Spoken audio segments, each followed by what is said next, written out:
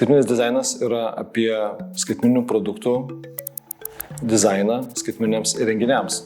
Arba, jeigu kalbėti paprasčiau, apie interneto svetainių ir programėlių dizainą. Tai bus pirmas žingsnis į produkto dizainerio karjerą. Todėl, kad vieni greičiausiai ateisite jau turėdami tam tikros darbinės patirties, tai jums bus proga pakeisti karjeros kryptį ir pereiti į kitą darbo lauką, į kitą teritoriją.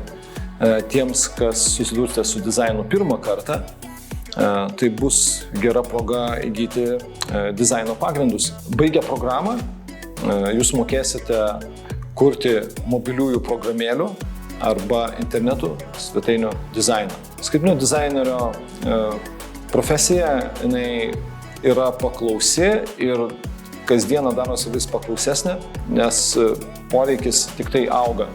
Vis daugiau produktų ir paslaugų persikelia į skaitmeninę erdvę arba į skaitmeninius įrenginius ir akivaizdu, kad kažkas jiems turi kurti dizainą. Šioje programoje laukiame žmonių, kurie nori žengti pirmus žingsnius dizaine.